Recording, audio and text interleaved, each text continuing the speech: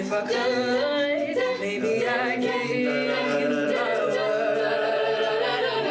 How can I, when you won't take it from me? You can go your own way. You can call it another lonely day. You can go your own way.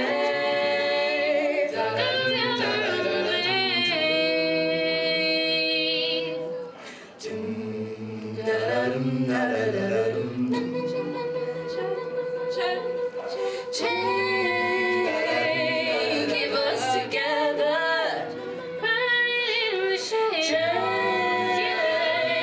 Keep us together.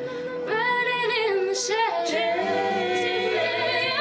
Keep us together. Running in the shade. Keep us together. Ready?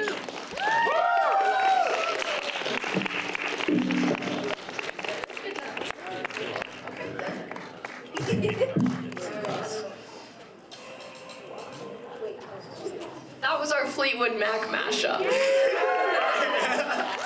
This is Alaska by Maggie Rogers. I know, right? What? Here it is again. There you go.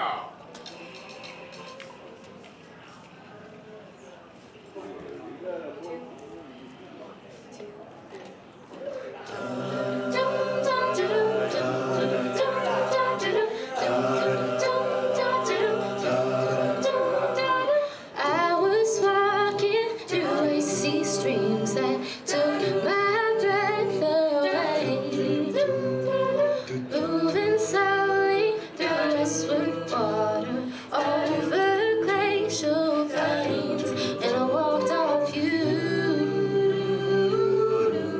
and I walked off and lonely. Oh me, oh I thought it was a dream. So it seems.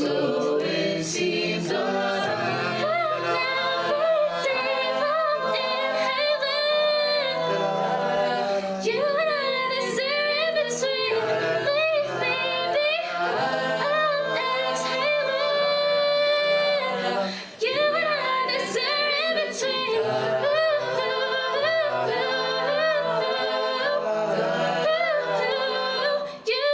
this in between.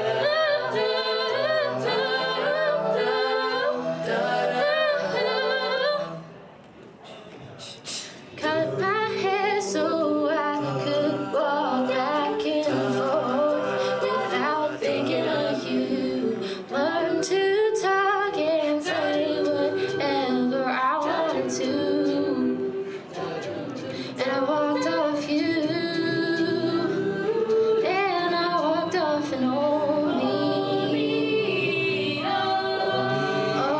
me, oh I thought it was a dream. So it seems.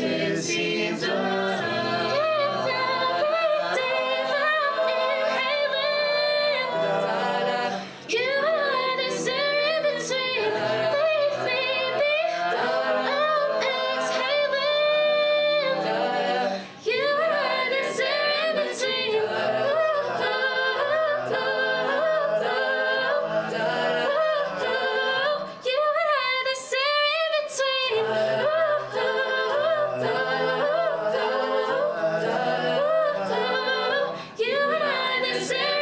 between.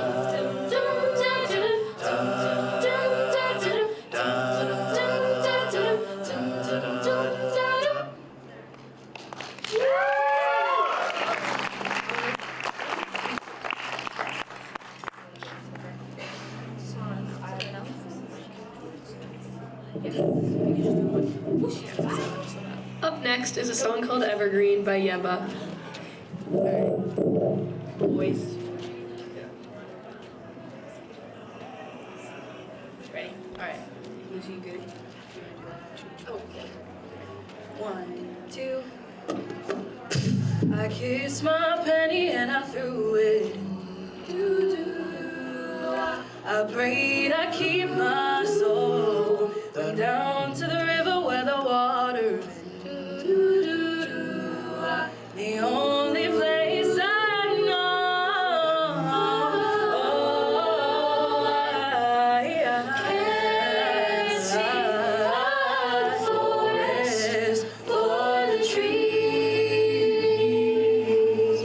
So will you wait for me? Will you wait for me? Will you wait for me? My evergreen.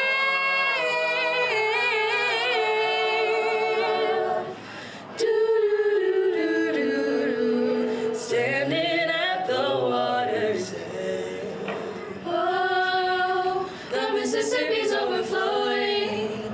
Hold your current in my hands. Oh, You bring the meaning to my moment. oh, Can't see the forest for the trees. So will you wait for me? Will you wait for me? Will you wait for me? My evergreen.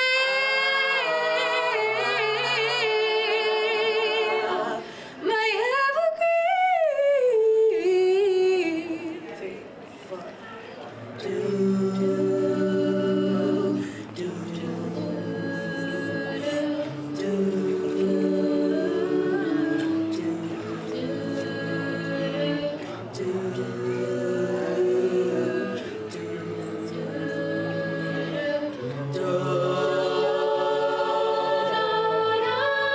So will you wait for me? My evergreen. I know it's just as hard in heaven. So will you wait for me? My evergreen. I know it's just as hard. My evergreen. My evergreen. My evergreen.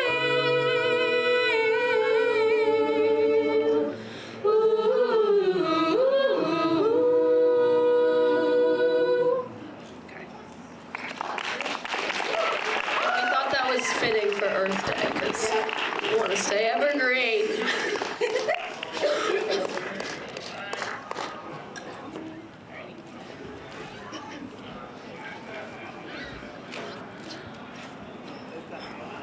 All the leaves are brown, and the sky is gray. And the sky is gray. I've been for a walk on a winter's day. I'd be safe and warm if I was in LA. California dreaming on such a winter's day. Stepped into a church. I passed along the way. When I got down on my knees and I pretend to pray. You know the preacher likes the cold. He knows I'm gonna stay. California dreaming on such a winter's day. All the leaves are brown, and the sky is gray. I've been for a walk on a winter's day. If I didn't tell her, I could leave today. California dreaming on such a winter's day. On such a winter's day. On such a winter's day.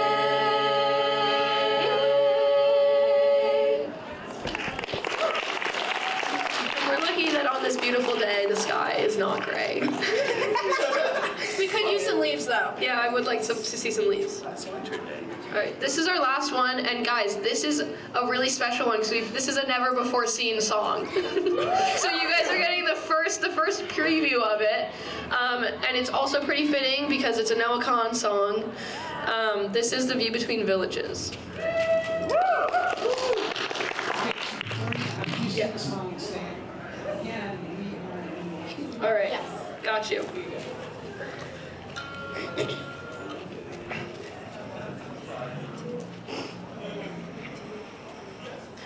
There in my arms till the road begins. As the last of us leave their homes again,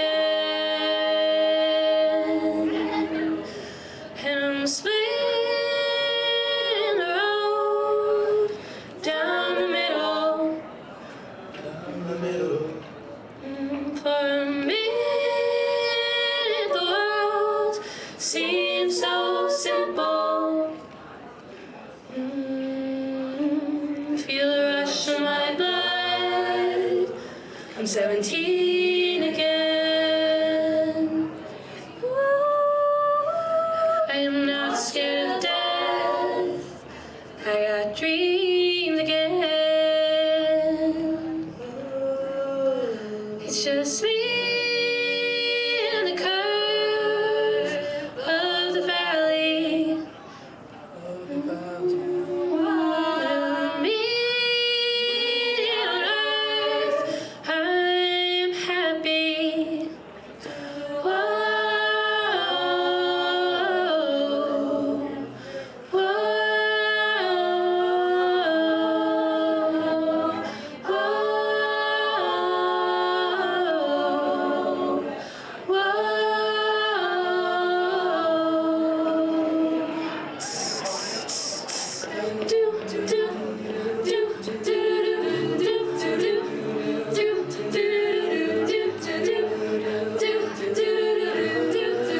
Nostalgia book. I'm over the bridge. I'm ready from home, but I feel so far from it. The death of my dog, the stretch of my skin. It's all washing over me. I'm angry again. The things that I've lost here, the people I knew, they got me surrounded for a mile or two. The car's in reverse. I'm gripping the wheel. I'm back between villages and everything's still.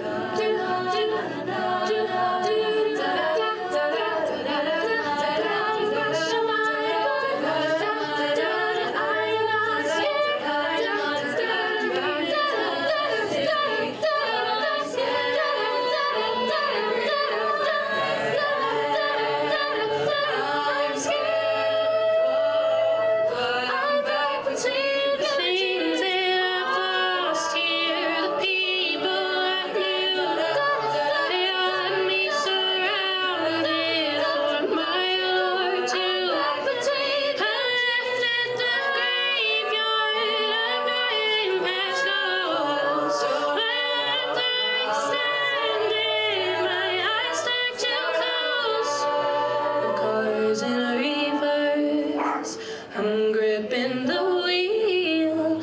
I'm back between villages and everything's still.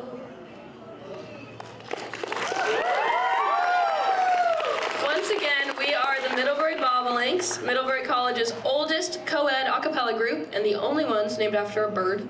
Thank you so much for having us here on this beautiful day.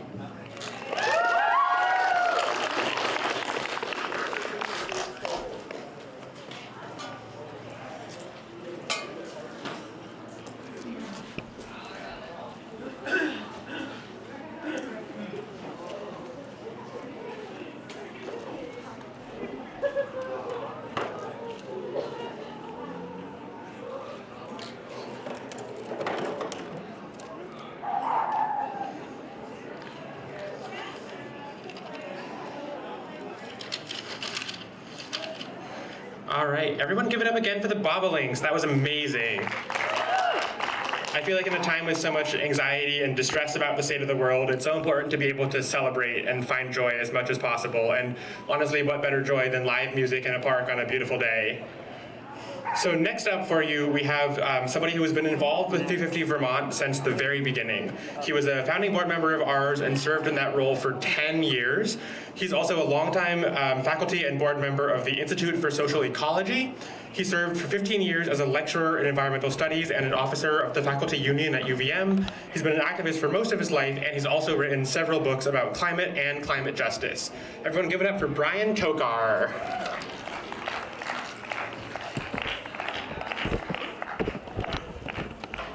So we're here to celebrate the Earth, and that also includes celebrating the sun. So I'm going to move into the sun. If the cord's long enough. Oh yeah, that's much better. Maybe I'll be back a little bit just for the sake of the video image, and then you have to straighten this out. Ooh. Okay, need to find a more level spot. It's always something.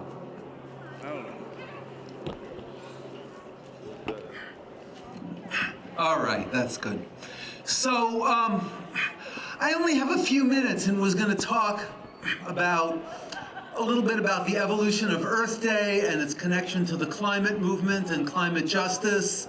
And I was going to start all the way back, but I don't have time for that. But I want to let you know that my first personal involvement around Earth Day was back around 1990, which was the 20th anniversary, and it was a big event. The problem was, it was clear even 8-10 months before that, that Earth Day was being taken over by the most polluting corporations in the world. They were running full-page ads saying the way to be an environmentalist is to change your lifestyle, change light bulbs, recycle more, which is a good thing, but the goal was clearly to divert attention away from the genuine underlying causes of all the environmental crises we face. So a group of us around the Institute for Social Ecology and a national group that was around at the time called the Youth Greens and a few others, environmental justice activists, Earth Firsters, a whole mix of folks, decided that we were going to go to Wall Street on that next Monday, the day after Earth Day, and shut down Wall Street to show who was really responsible for the environmental problems that we face. And there were a couple of thousand people there that day, of course, 3 times as many police, people from all over the region. And the next day, in the New York Daily News, which was a popular tabloid at the time, Juan Gonzalez, who of course is now known for his work in Democracy Now!, was a columnist, and he wrote that the corporations almost succeeded in taking over Earth Day, but it took a bunch of ragtag activists from Vermont and Maine and around the region to come to Wall Street and point the finger where it really belongs. And that was really important validation for the work that we were doing. Of course, the problem of impending global climate disruption was already on the radar by 1990. There had been huge heat waves in the late 80s. I remember summer days here in Vermont that got into the hundreds, which fortunately we haven't had yet since then, but might be coming back. James Hansen, of course, had testified before Congress talking about the evidence that climate change was coming. But the problem was the vast majority of people still saw the disruptions of the climate as something far away in the future, far away geographically from anything that might affect them directly. I remember going up to Montreal in 2005 when they had the annual UN Climate Summit up there, and still in 2005, the main symbol of the climate movement was the polar bear.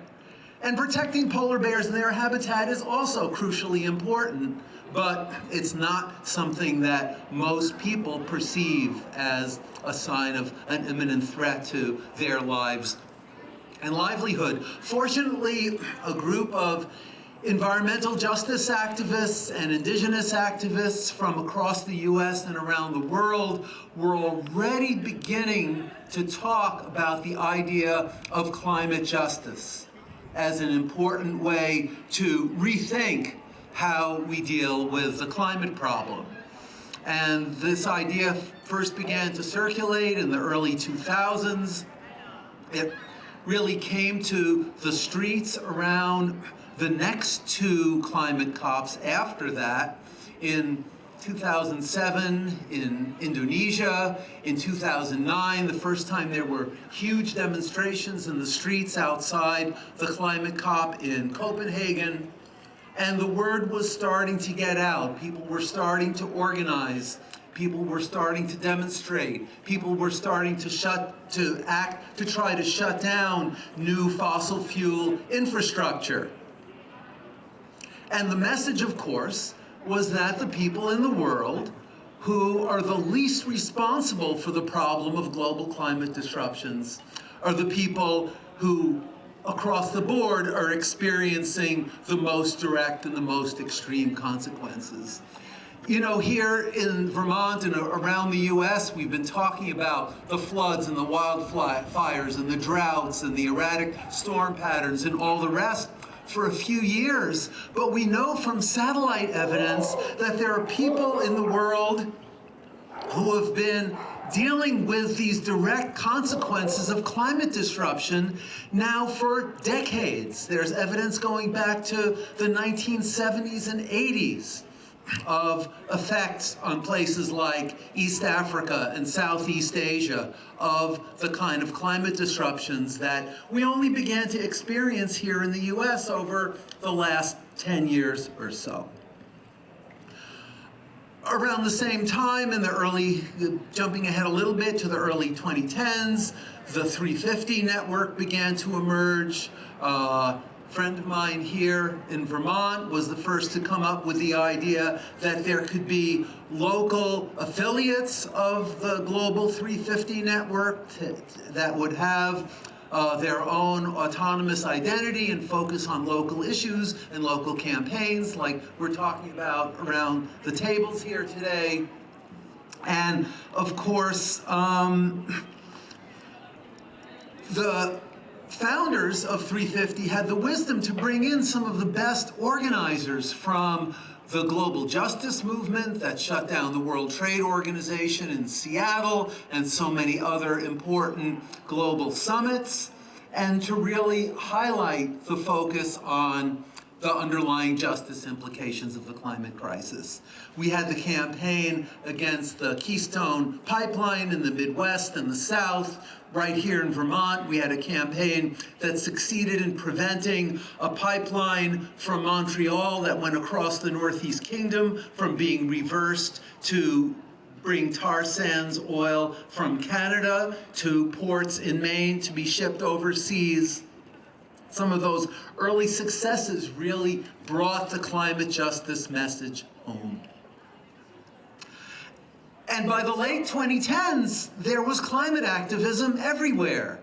There were blockades, more and more, against fossil fuel infrastructure. There were people highlighting alternatives. There was, of course, a huge student movement that began in Europe with the so-called Fridays for Future campaign and ways in which those messages resonated to students and young people and old people and folks really all around the world. Of course, the COVID-19 pandemic was a bit of a setback, not just to the climate movement, but to public activism more generally. The Black Lives Matter movement was, of course, an important exception to that, and it helped people hold on to a sense of why coming together in significant numbers to challenge the status quo matters. Now we're in a difficult place in the US and around the world. Our movements are rebuilding, but in the face of much heightened level of injustice and outrage, overtly criminal activity on the part of the US government, the presence of ICE and other police agencies here in South Burlington and literally everywhere, a little quieter in most of the country than it was a month or two ago because of the tremendous success of the uprising against ICE in Minneapolis and so many other major cities. We have the federal government in Washington doing everything it can to shut down the continued growth of solar and wind energy. You might have seen this story that just a few weeks ago, the federal government under the Trump administration committed to spending $1 billion to buy off one of the major offshore wind developers from Europe to get them to stop building two really important offshore wind projects, one in New York State and one in North Carolina. That's what people in Washington are trying to do. Of course, people around the world see through that.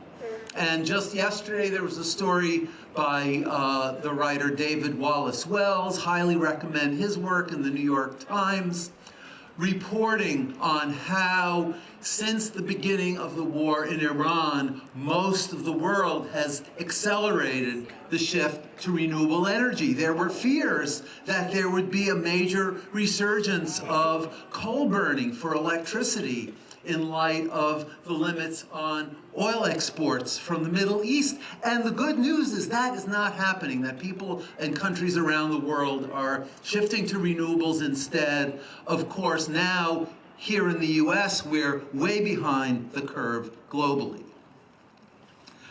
All of this, just to wrap up, affirms that we need a justice-centered climate movement more than ever. We need to focus on expressing our solidarity with the people at the receiving end of all of these horrific policies, including at the receiving end of the pollution from fossil fuel development. We need to redouble our understanding of intersectionality, the ways in which all of the issues and all of the movements that we see around us are intimately connected. And we need to redouble our focus on attacking the root causes of both the climate crisis and all of the other problems that we see manifesting around the world, both in terms of honing in on the specific culprits, the specific corporations responsible for these abuses, but also the bigger picture of the capitalist growth imperative and the insane misdirection of our human and financial resources that compels on a daily basis. We need a movement, and we're developing a movement that can rise with these challenges, that can continue to further the forward-looking, even utopian dimensions of a movement that tells us that we can live much better in a world with much lower levels of energy use, of much less consumption, especially by the affluent people in the world, and that we can renew this movement by affirming its connection to all the others and keep our sense of hope alive even in these troubling times. Thank you.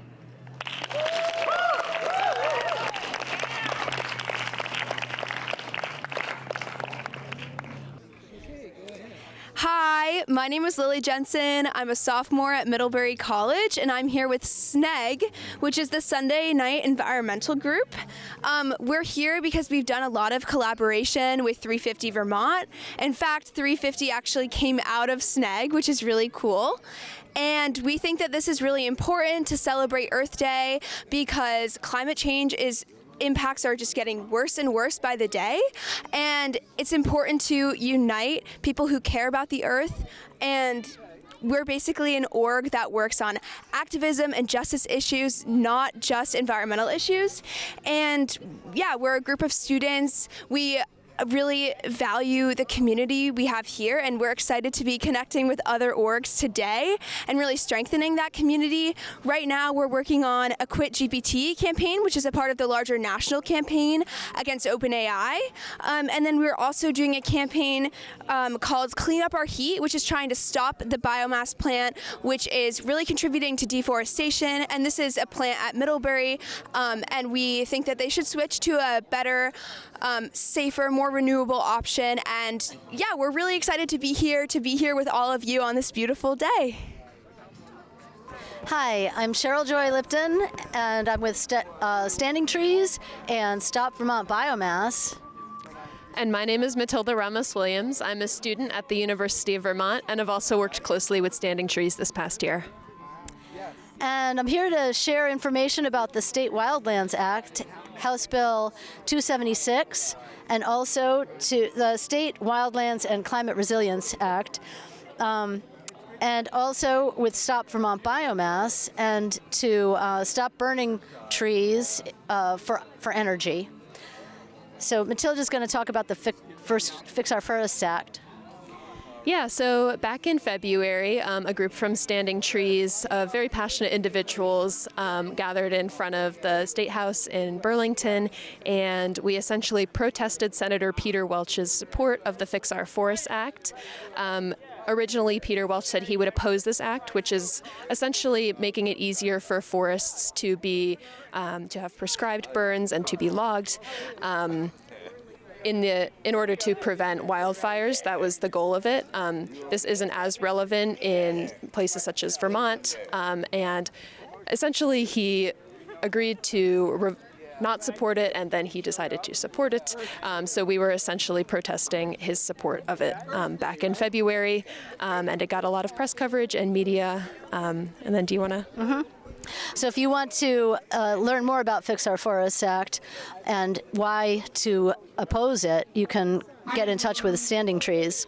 Additionally, the Climate Resilience and Biodiversity Act for state wildlands will be protecting a lot of the state lands as to grow old, and that helps to prevent climate change and mitigate flooding and many other things.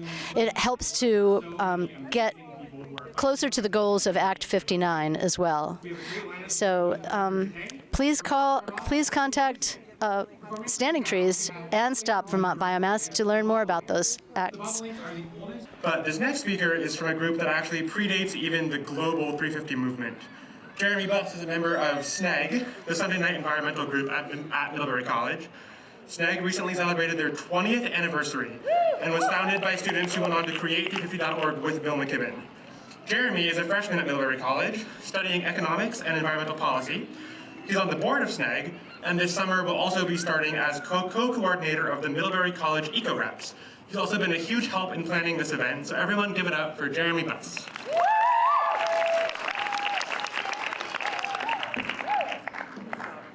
Thank you, Kat, and thank you, Brian. That was very powerful. Like most of you here, I have used AI. It is a powerful tool, one that will continue to change the world and every aspect of modern life. And in many ways, it has been for the good. That said, there has been a lot of misinformation, confusion, and a lack of transparency surrounding AI. And I want to help get everyone here on the same page and understand the extent of what is going on and what we can do about it. 10 months ago, Anthropic, the creator of Claude, struck a deal with the Trump administration, allowing them to use their AI for defense operations. Soon, the company pulled out because they resisted the Pentagon's demands to use the program for surveilling en masse or for weapons systems that can kill people autonomously. After sharing some nasty truths on Truth Social, Trump angrily turned to OpenAI, the creator of Claude. Though both sides of this deal claim that AI is not being used for those purposes, I think one should certainly question that. OpenAI's president, Greg Brockman, donated $25 million to MAGA, 16 times more than any other AI company. Furthermore, ICE is spending $50 million to prevent states from regulating AI so that only the federal government or Trump can do so. You may now say, that's terrible, but I am not using it for these purposes. Why should that stop me from using ChatGPT? Every time that you search on ChatGPT, your data is being collected and managed. This data is going back into a system that will train and improve its model. This makes it more intelligent. This means each search you put into ChatGPT improves its system, a system that is being used for surveillance, weapons of mass destruction, and helping ICE. In addition to Trump's close relationship with AI, we must also consider the dangerous cognitive impacts of it. People who use ChatGPT have lower brain engagement and consistently underperform non-users. Beyond this, longer periods of chatbot use are associated with increased emotional dependence, social isolation, and loneliness. This is especially the case for AI therapy. AI algorithms are marketed as if they are a person, as if they're chat, your best friend. Computers don't have feelings. They don't care. They are not your therapist, and they are nothing more than a tool. This is where it can become seriously dangerous. AI will say yes to anything that you have to say. This includes helping someone find ways to take their own life, or asking for reassurance that they should, serving as suicide coaches. Now, what on earth does this have to do with Earth? Beyond the fact that social justice issues are linked to human well-being and the planet, we know that AI's environmental impact is horrific. I want to present clear and unbiased facts here. A single search using an AI engine itself is not the problem. It uses very little water and energy. That said, the data storage and model training, where I talked about earlier, is where the bulk of energy is being used. This happens in a data center. The industry is booming. Data centers are rapidly being built to handle the increased load. They are sloppy, fossil fuel intensive, use heavy metals, and release thermal pollution into ecosystems. I could go on. Most have little to no regenerative design elements, like renewable energy. If the industry were a country, it would be projected to be the 5th highest user of energy in the world by the end of this year. Now, I am well aware that these facts have dragged on. There is simply so much to say about AI. And these facts aren't to scare you, but to inspire you and light a fire. Because they have inspired me. AI has plagued every inch of our modern lives. Even at Middlebury College and other higher education institutions, it has been adopted at a frantic, uncontrolled pace. Middlebury College's program, Midcore, like many other college programs, is partnering with OpenAI. I have been told by multiple professors to, quote, use chat or some other AI tool. This is to ask a homework question or find more questions for practice for a test. Students are actively being encouraged to use OpenAI and support everything I mentioned to this point. This is where we come in as a group. This community of humans with feelings, emotions, and power. This is where Sunday Night Environmental Group comes in. Right now, we are in the middle of a national campaign called Quit GPT. This campaign embodies the intersectionality of environmentalism, social justice, and resistance to the current administration. The SNEG Quit GPT campaign has thrown a party to get students involved. We are celebrating quitting GPT, handing out stickers and putting up funny posters. Tonight we have an art installation at our school's Nocturne Art Festival to bring students' attention to OpenAI and the impacts of all AIs. This is a time when activism feels really hard. There is so much to care about, so much to be upset and enraged about, and sometimes it's easy to get apathetic. But this is when it is most important to celebrate. Today's celebration is one way. Throwing parties and doing art like SNEG is another. So let's celebrate.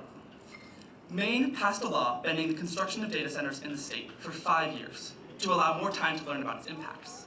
So did Royalton, Vermont. I want to encourage Vermont to pass similar laws, like the current bill S205. I want to celebrate everyone in the audience for quitting ChatGPT and OpenAI, I beg, and find another AI, or don't use one at all. I know it is difficult, but refuse to use ChatGPT. I do. I refuse to support mass surveillance and ICE. I refuse to give my data to help the Trump administration use automated weapons of mass destruction. And I urge you all to sign the pledge and support the national campaign at quitgpt.org. I want to celebrate all of us for showing up today. We are a community of human beings who care. We are a community resisting dehumanization and tyranny. AI isn't a human. AI can't resist. AI can't care. AI can't celebrate.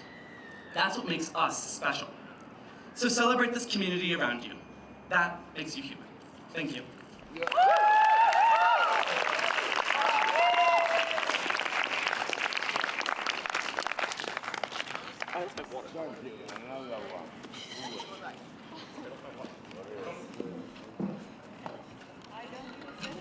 Thank you, Jeremy. That was incredible. I always love hearing from college activists. I sadly was not involved in activism in college, and I'm always amazed by all the college students I meet who are doing such incredible work. Now I know we've been listening to people speak for a while now, so we are going to have a short break from that to do some more music, and hopefully we'll get all of you singing as well. I'm going to turn it over to my friend Madeline. She's an environmental educator and lover of all things nature. Plus, she's an amazing musician and my regular bird watching buddy. And she'll be joined by Leslie, who's also amazing, which I'll tell you more about after the singing. And they're going to do some music for you.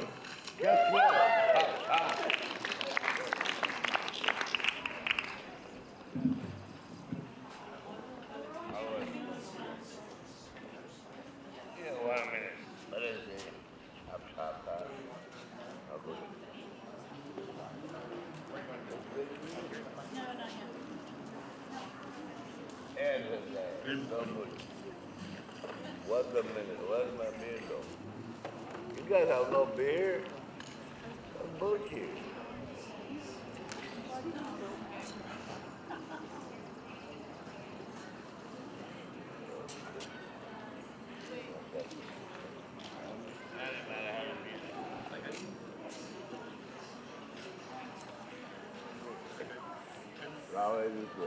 What's next? What's next?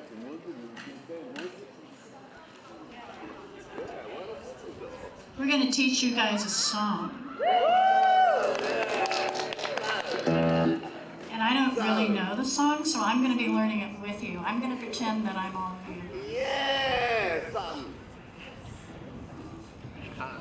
That's what I was ready. Bingo, guys. I got my chicks, so don't worry about it.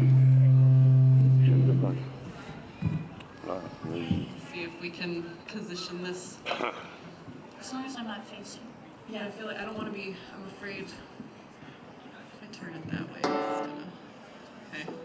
We'll see how long this lasts.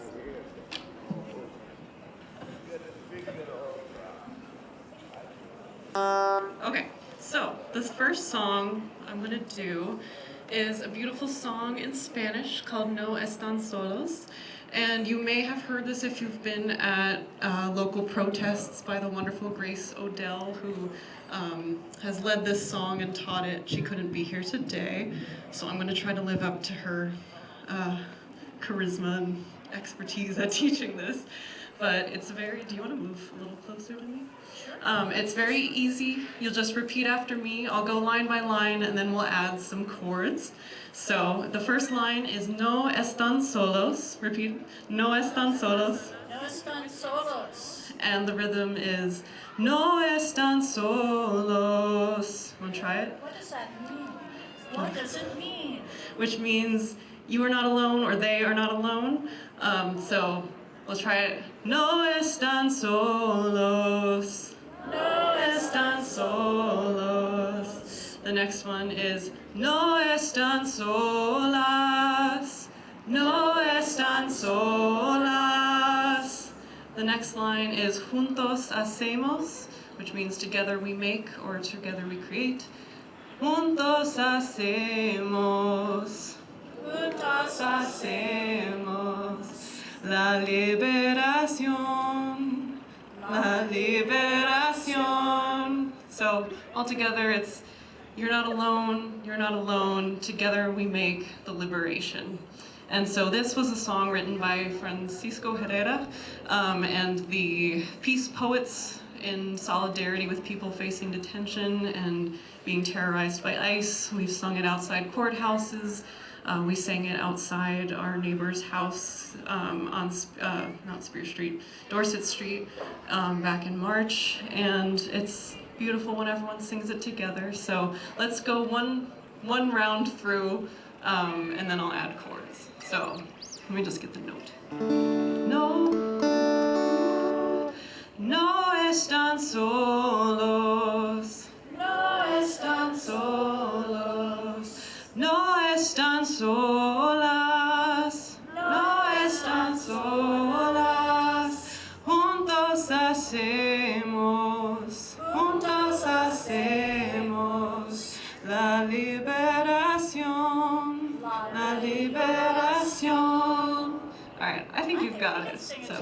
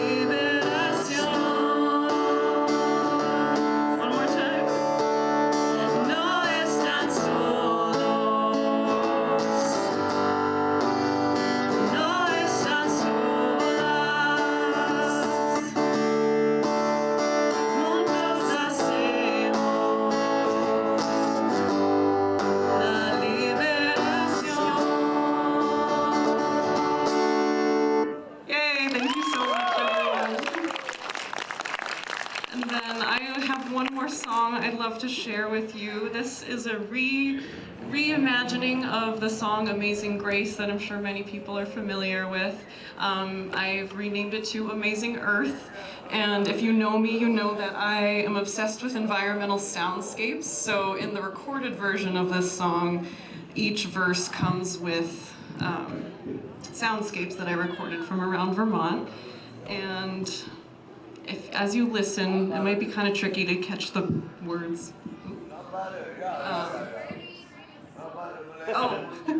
You can find it on Bandcamp. It's free, so you don't need to pay for it. My name is Madeline Riley, and so it's Madeline REILLY.bandcamp.com. You can hear this and 2 other songs with soundscapes.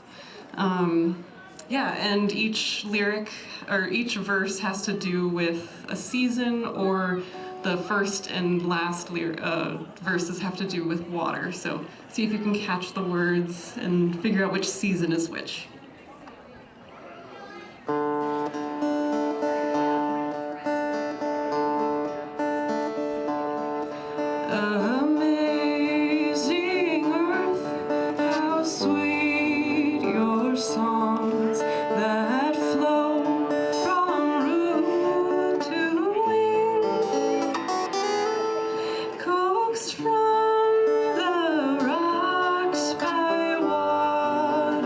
Touch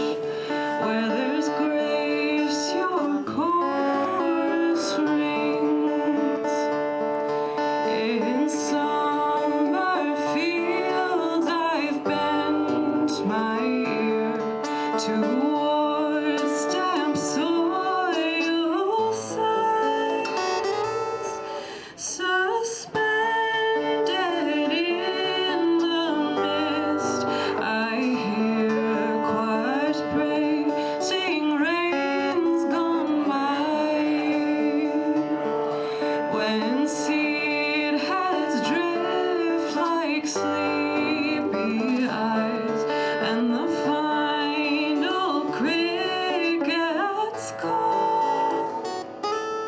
Staccatos of cascading lives reveal how blessings fall. Snowy hemlocks told me once, I asked the point of weighted bows. To bend is to believe at last the sun shall soon be found. Birds will return to sun and dawn, and peepers call ablaze. I'll find the voice I feared had gone was always in there too. 'Twas earth that taught my heart to love every life that lives around me. In our sacred bonds of breath and song, that all will be set free. We must set all lives free.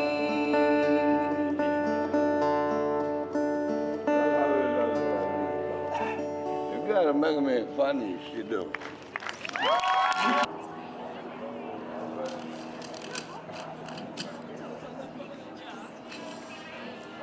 You all sounded great. Thank you for joining in and singing along. That was very fun.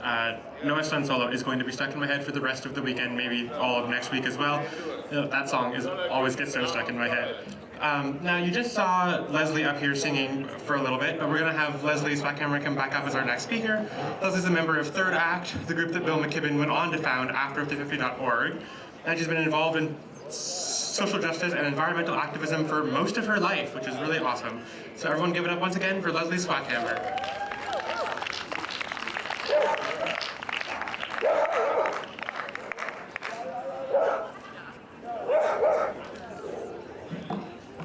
Hi, everybody. Listen, I'm not afraid of looking silly.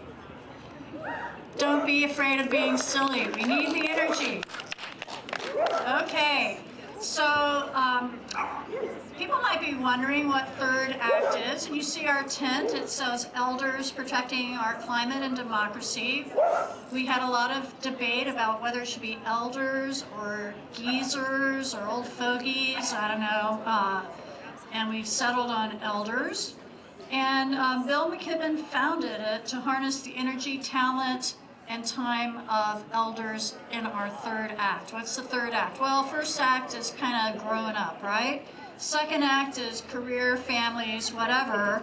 And now, you know, a lot of us are round in the corner into Act 3. Well, Act 3 in the theater is where all the good stuff happens. So I'm going to embrace that and embrace the time, talent, and energy that we have to devote to making the world a better place. And our twin focuses are on the environment and protecting democracy. So we are busy. We are very busy right now. In Vermont, we have over 800 members, and in Chittenden County alone, we have 200 members. So it's a pretty big group. I want to talk about one thing that a number of the different organizations in this circle have been working on, and that is stopping the madness that is the McNeil biomass plant. How many people are familiar with that? Well, if you're familiar with it, one thing that Vermonters are super proud of is that we're very environmentally conscious and environmentally forward. And in fact, the city of Burlington touts that they have a net zero energy policy, not utilizing fossil fuels. 40% of the energy that the clean Burlington Electric Department puts into the grid is actually from burning trees. And that is, in my opinion, not very clean. It's sort of like they were encouraging everybody to drive electric cars, which I think is great, but just think of sticking a tree in your gas tank and starting a fire, and that's what it's doing. The biomass plant is responsible for the largest amount of climate pollution in the state of Vermont. And to say that it's based on renewable energy is, in my mind, rather Orwellian, because by the time a tree regrows, I'll be dead, and you guys will all be old. So that doesn't feel very renewable to me, especially when we're in the middle of a climate crisis. One of the things that I think it's important to do is to plug into our personal and collective power and be the change that we want to see in the world. It's low-hanging fruit to target McNeil and to get it closed and to find a just way to transition to truly renewable energy, especially when renewable energy now is cheaper than it's ever been, and it's cheaper than what McNeil is doing. So I hope that people will get information. We have Standing Trees is here, Third Act is here, Sierra Club is here. The National Sierra Club has come out very strongly against biomass and the burning of our forests. 350 Vermont also. So talk, write postcards, make noise, tell other people. Joan Baez, the great activist and songwriter, has said that action is the antidote to despair.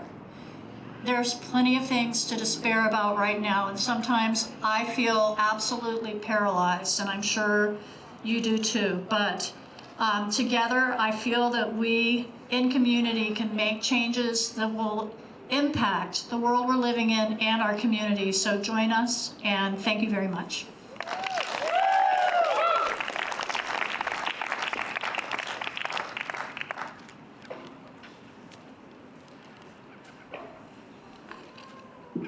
Thank you so much, Leslie, for both singing and speaking and helping make this event happen. Really appreciate that.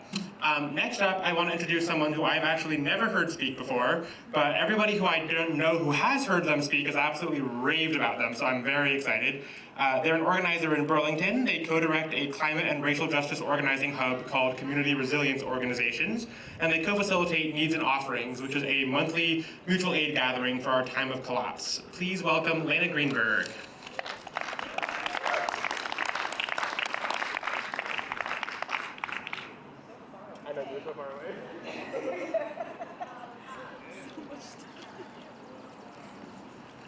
Hey everyone, how's it going?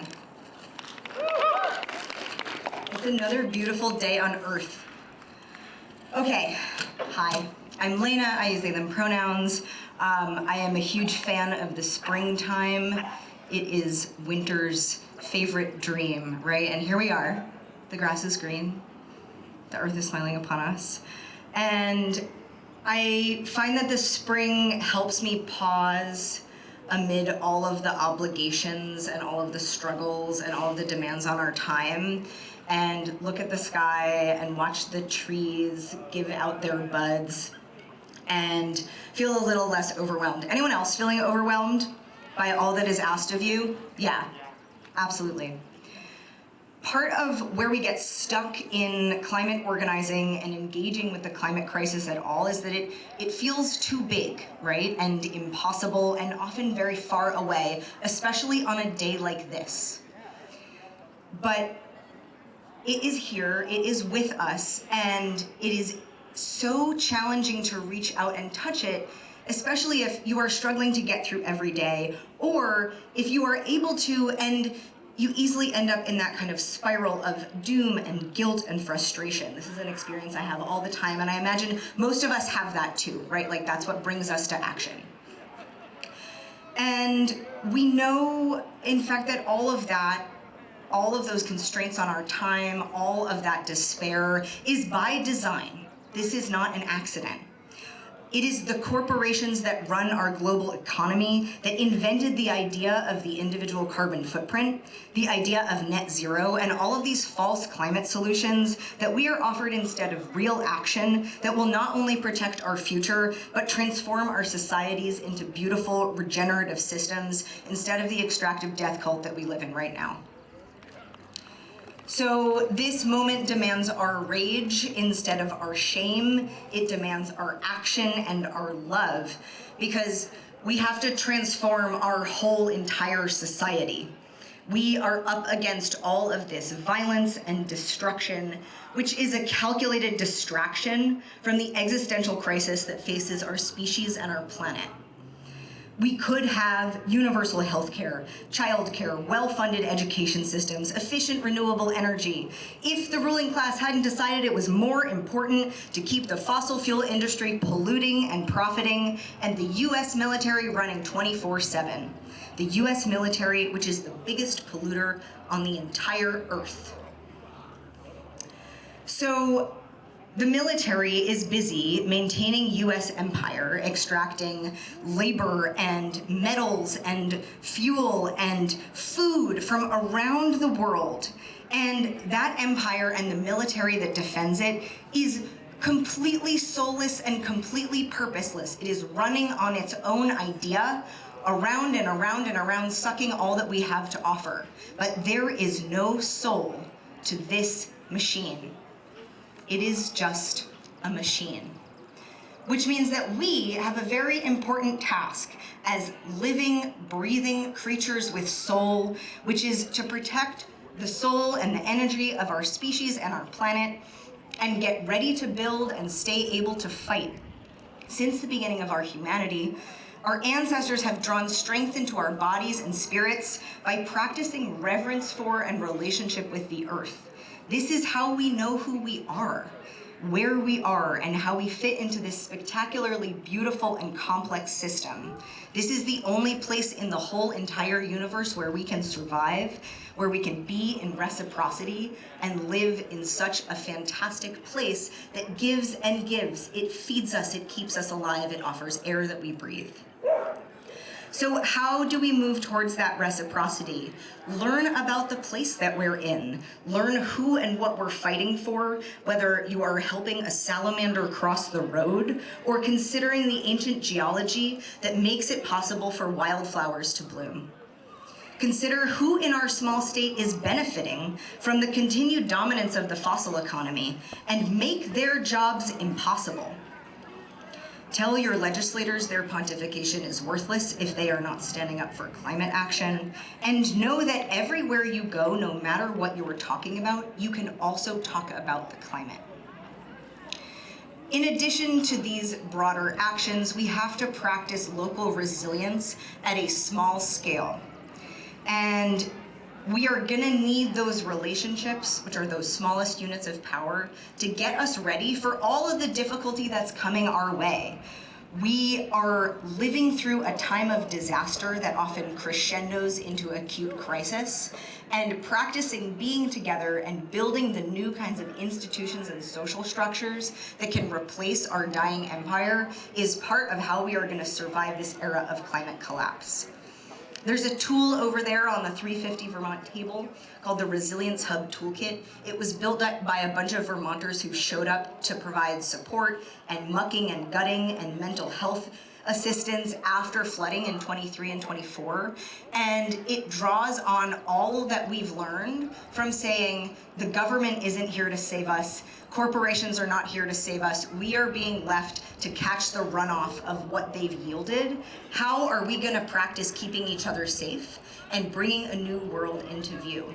So look around and get with your people and learn about your place and start practicing so we can get to that new world. Thank you.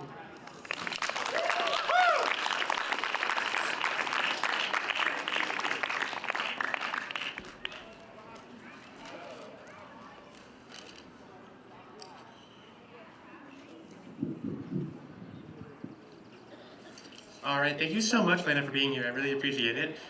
We have just one more speaker for you all, but she's someone that I am constantly incredibly impressed by. Mathilda is a freshman at UVM and a member of the Climate Action Collective, which is an incredible group of college climate activists. I've been lucky enough to work with Mathilda a lot recently, and she's been such an inspiration to me. She brings so much passion, joy, and enthusiasm to the climate movement, and she's the most willing to take on tasks of anyone I have ever met. You should all get to know her now because she's probably going to be running the world someday. Everyone give it up for Mathilda.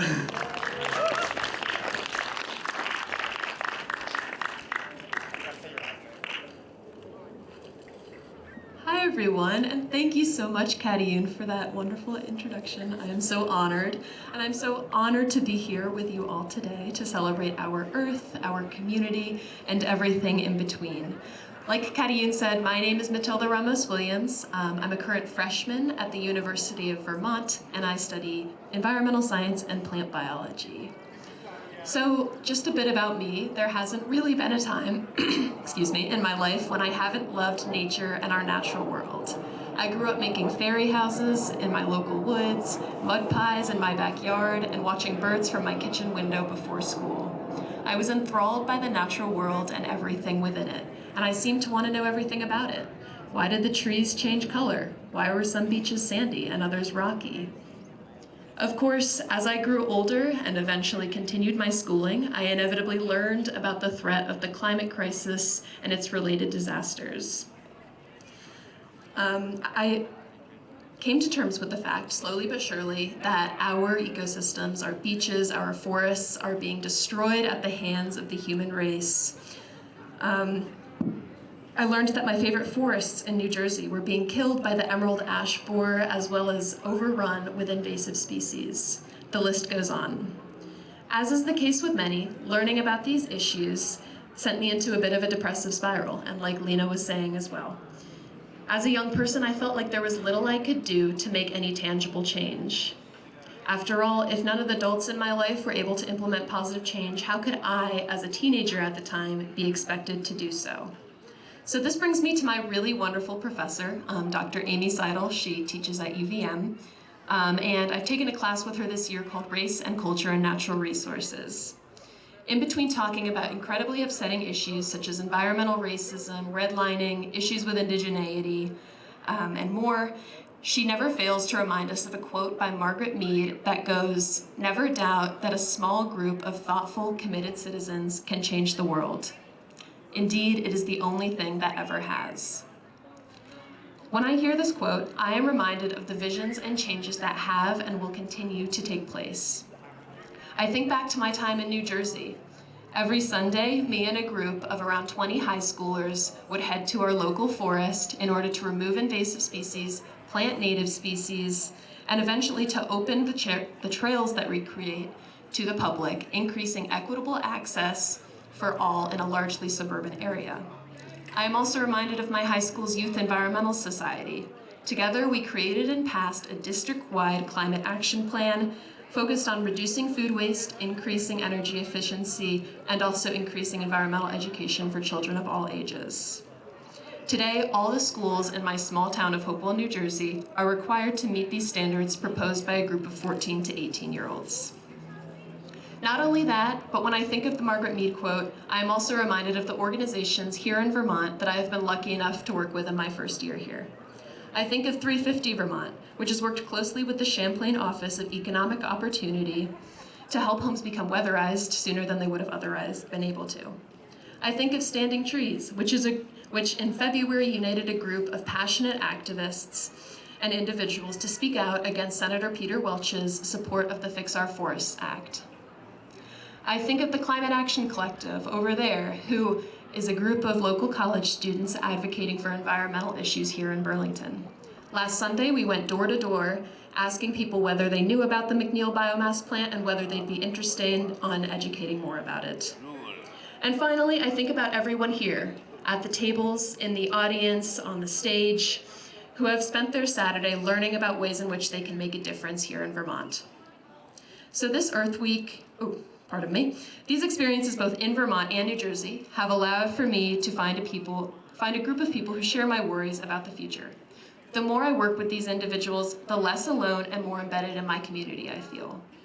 Perhaps my biggest takeaway from working with these people, however, is the fact that the same people who might feel worried for our future also believe in our ability to make tangible change, who believe in intersectionality, and who believe in the power of community. So this Earth Week, I urge everyone to envision a future that they'd like to live in.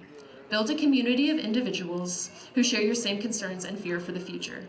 Together, we can turn these fears into hope, action, and change. And above all, never doubt that a group of thoughtful, committed citizens can change the world. Thank you all so much, and thank you all so much for being here today.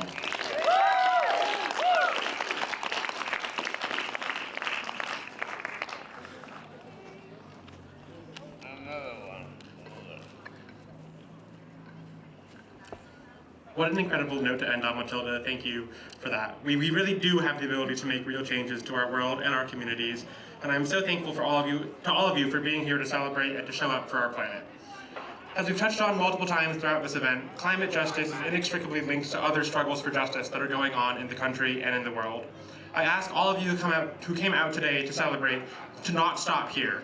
Next Friday is May 1st, May Day. 350 Vermont will be showing up for our allies in labor and migrant justice and joining the Milk with Dignity picket outside of the Williston-Hannaford from 1 to 3. I strongly encourage you to all show up as well.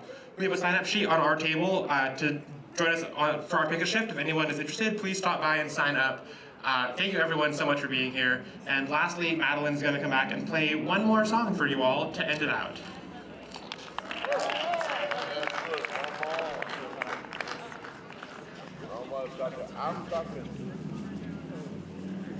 And Leslie, I forgot about Leslie. Sorry, Leslie.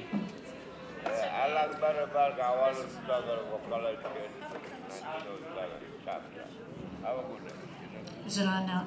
Hey, we're gonna do a group song, and this is really especially great for kids. And we have some illustrated lyrics that my fabulous daughter has illustrated and will be holding up for you. And I don't think I need to repeat this, especially to the people from Middlebury, but song is a good thing. And there's a singing resistance, which is where No Están Solos comes from, is sweeping the country powerfully and learn songs and sing them because it will feed your soul. Bingo! And I also forgot to mention when we sang Están Solos, No Están Solos, is that it also is so important to remember that none of us are alone in this ecosystem that we call home, that includes our fellow humans who deserve dignity and their human rights, as well as all the other beings that we share this earth with, and only together will make a healthy, vibrant earth. Okay, so this may be a familiar song, but we've changed the words a little bit to embrace what we're celebrating, which is the earth, and then we have together the whole earth, the whole world in our hands. So you might have heard that song before. Should we sing the first verse and get everybody to sing it with us, and then we're gonna add things to it. Okay?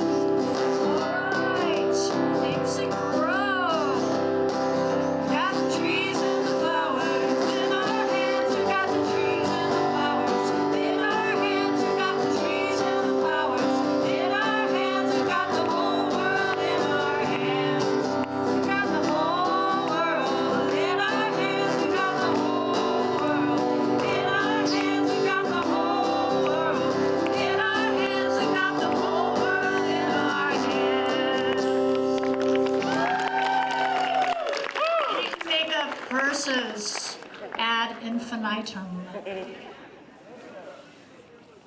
Thank you. Enjoy this beautiful day. Earth Week and Earth Day every day.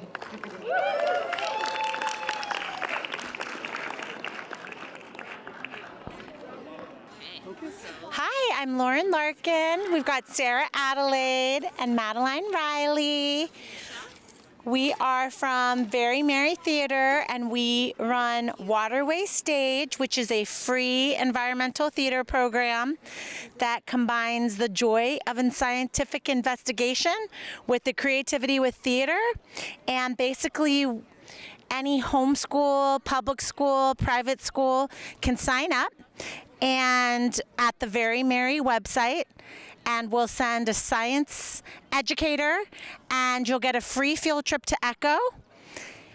And we help transform that scientific learning into a 10-minute play, which you can share with your community or come to our festival. Here we have somebody who's done the Waterways Stage program. What did you think about it? Hello, I am Lauren Larkin's daughter. My name is Bella. I'm 8 years old. I've done Very Merry Theater plays and Waterway Stage a lot of times. I think it's really fun and amazing, and you get to learn stuff too, so it's extra good. And there's Addie and puppets and kids, and you can meet new friends. Awesome. We are also generously funded by Lake Champlain Basin program, so our program is offered to any school group, after-school group, homeschool group, or really any learning group in Vermont for free. So you can participate in person, hybrid, or virtual, and we are expanding every year. So yeah, come check us out, verymerrytheater.org/Waterways Stage. Do you want to say something? Yeah. I have the joy of being one of the science educators for Very Merry Waterways, and I get to teach kids about water quality and issues in the Lake Champlain watershed, and I also have a special lesson that I teach on environmental soundscapes and the importance of using all our senses, paying attention to our environment, and also the importance of using art and creativity to tell a story. One of the things that I've noticed the most is that this gives kids a real sense of agency around something that they often feel like they're not old enough to be able to do anything about, but they know that there's climate change is happening. So having this opportunity to be creative and share their message, I think, is really powerful, and it's such a joy to be a part of. Hi, my name's Alex Sellers, and I am a freelance art and yoga instructor, primarily to children. So my role today is being able to bring the Earth Day celebration to children, being able to make sure that they feel included and a part of it, because the Earth, the planet, and our climate environment are our home, and they are our children's future. So it's extremely important that they also feel included and a part of our community and home and caring for nature. We're all a part of it. So today we're doing some biodegradable crafts and recyclable crafts. So we're making collages of the Earth using natural materials and recycled cardboard, as well as making bentonite seed bombs so they can go ahead and grow some plants and flowers in their backyard. And it's all natural and so nice and safe for the environment.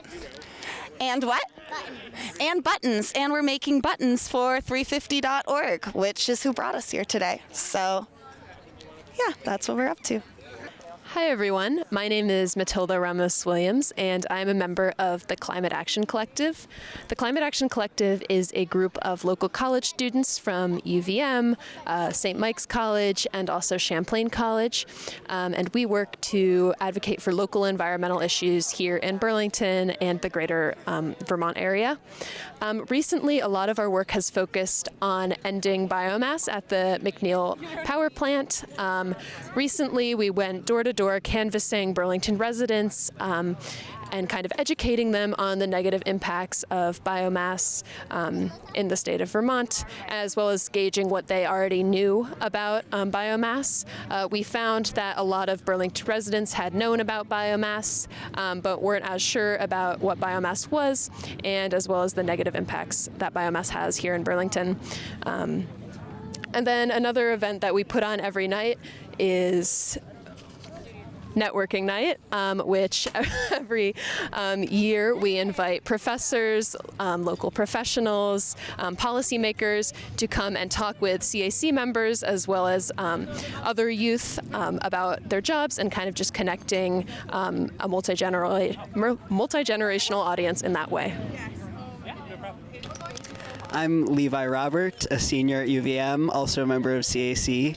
And in past years, we have continued the work on McNeil and also worked to build out our local network with other organizing groups working on McNeil, whether those be college groups or other adults in the community, and have also spent time attending city council meetings and having meetings with members of the UVM community, the sustainability director for one, discussing McNeil and other local environmental issues. All right, my name is Bob Galvin, and I am here with the Sierra Club at Battery Park. We are here for an Earth Day celebration, and what we do in Vermont is we bring people together around environmental issues. We lead outings into beautiful natural places. We lobby the legislature to put forth environmental policy, and we really just grow connections between people who care about the environment.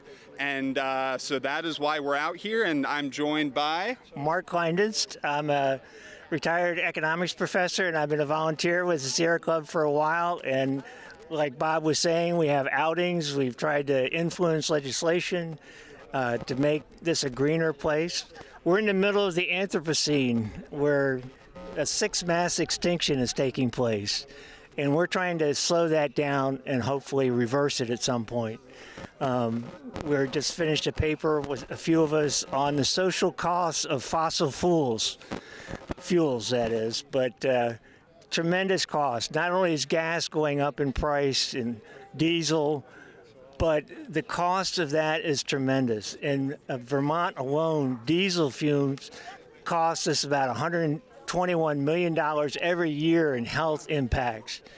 So if we can stop the diesel, the gas, and get people to switch to EVs, electric bikes, electric buses, I think we can help a lot of this. And we can do that. In Australia now, they have 3 hours a day of free electricity. And I think that's something we can do here.